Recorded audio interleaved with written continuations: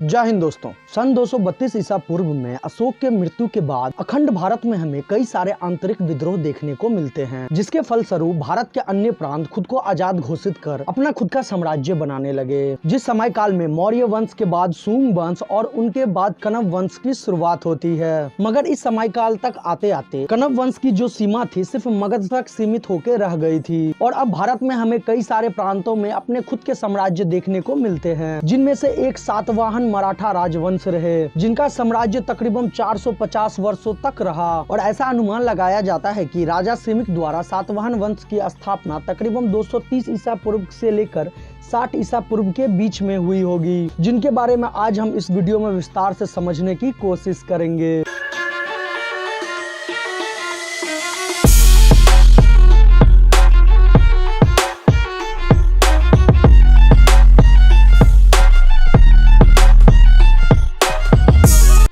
सातवाहन वंश का इतिहास शिशु के समय से ही प्रारंभ होता है और वायु पुराण ग्रंथ के अनुसार सन 28 ईसा पूर्व में राजा शिशुक ने कण्व वंश की अंतिम शासक सुशर्मा की हत्या कर तथा सुंगों की बची हुई क्षेत्र को समाप्त कर विदिशा के जो भी आसपास के क्षेत्र थे उनको भी उन्होंने जीत लिया। पुराणों के अनुसार राजा शिशुक ने तकरीबन 23 वर्षों तक शासन किया, जिसका उल्लेख हमें नाना घाट के लेख चित्रफलक अभिलेख में देखने को मिलता है। और जैन गाथाओं के अनुसार राजा सिमुक ने बौद्ध तथा जैन मंदिरों का भी निर्माण करवाया था। मगर राजा सिमुक अपने शासन के अंतिम दिनों में क्रूर तथा और भी ज्यादा दुराचारी हो गए, जिसके कारण उन्हें मार डाला गया। मगर कब राजा सिमुक की तिथि के विषय में अभी भी विवाद है, लेकिन सामान्यतः उनका राज्यपाल तकरीबन 60 ईसा पूर्व से लेकर 37 ईसा पूर्व तक मानी जाती है। और फिर सिमुक के बाद उसका छोटा भाई कृष्ण राजा बना और फिर उन्होंने अपने साम्राज्य में बढ़ोतरी करते हुए अपना साम्राज्य नासिक तक फैलाया, जिसका प्रमाण हमें कृष्ण द्वारा बनाए गए गुहा लेखों से प्राप्त होता है, जिन्होंने 18 वर्षों तक शासन किया। और फिर कृष्ण के मृत्यु के बाद श्री सतकर्णी साम्राज्य के नए उत्तराधिकारी बने, जो कि राजा सिमुक के ही पुत्र थे। और ये प्रथम सतकर्णी के नाम से भी विख्यात हुए, क्योंकि यह अपने वंश में सतकर्णी की उपाधि धारण करने वाले पहले राजा बने। सतकर्णी प्रथम को शुरुआती सातवाहन राजाओं में सबसे महान माना जाता है, जिन्होंने अंगीय कुल के मराठी नगनिका के साथ विवाह कर अपना प्रभाव बढ़ाया। मराठियों के कुछ सिक्के हमें उत्तर मैसूर से मिलते हैं, जिनसे यह पता चलता है कि वो काफी शक्तिशाली और नामात्र के लिए ही सतकर्णी की अधीनता स्वीकारते थे और उनके साथ वैवाहिक संबंध सतकर्णी को राजनीतिक विस्तार में सहायता की होगी। सतकर्णी की पत्नी नागनिका के नाना घाट अभिलेखों में हमें सतकर्णी प्रथम के शासनकाल के बारे में बहुत ही महत्वपूर्ण जानकारी प्राप्त होती है। सतकर्णी प्रथम ने पश्चिमी मालवा, अनूप तथा विदर्भ के प्रदेशों को जीतकर उसने सुंगों से छीने हुए क्षेत्र को अधिक समय तक नियंत्रण कर सकने में सफल रहा। और इसी समय वशिष्ठ पुत्र आनंद, जो कि सतकर्णी के कारीगरों का मुखिया था, जिन्होंने सांची स्तूप के तोरण पर अपना लेख खुदवाया। यह लेख उसके पूर्वी मालवा पे अधिकार को प्रमाणित करता है और पश्चिमी मालवा पर उसके अधिकार की जानकारी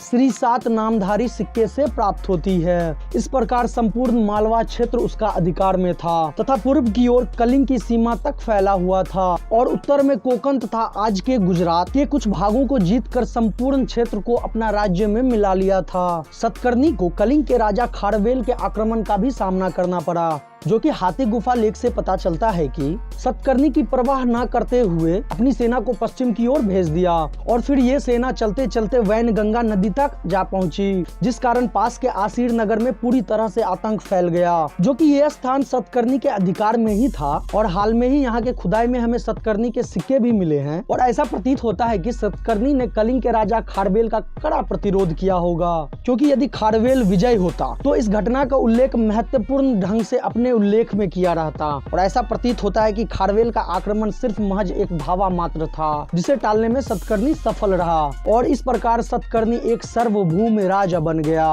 राजा सतकर्णी ने अपने पूरे जीवन काल में 2 अश्वमेध तथा राजसे यज्ञों का अनुष्ठान करवाया तथा द्वितीय अश्वमेध यज्ञ अपने शासन काल के अंत में करवाया। और देखा जाए तो सतकर्णी का साम्राज्य भौतिक दृष्टि से पूरी तरह से समृद्ध रहा और इसी के साथ साथ सतकर्णी प्रथम वो पहला शासक बना जिसने सातवाहनों को साम्राज्य को पूर्ण रूप से स्थापित कर दिया, जिसके फलस्वरूप गोदावरी घाटी में एक विशाल साम्राज्य का उदय हुआ, जो शक्ति तथा विस्तार में गंगा घाटी में सुंग तथा पंजाब में यवन साम्राज्य की बराबरी कर सकता था। महाराष्ट्र के औरंगाबाद जिले में स्थित प्रतिष्ठान, जो कि सातवाहन वंश की राजधानी रही, सातवाहन साम्राज्य की राजकीय भाषा प्राकृत तथा लिपि ब्राह्मी रही और इसी समय हमें अमरावती कला का भी विकास देखने को मिलता है। सातवाहन राजवंश के समय मातृसत्तात्मक समाज था, क्योंकि राजाओं के नाम उनके माँ के नाम पे रखने की प्रथा थी, जैसे गौतमी पुत्र सतकर्णी।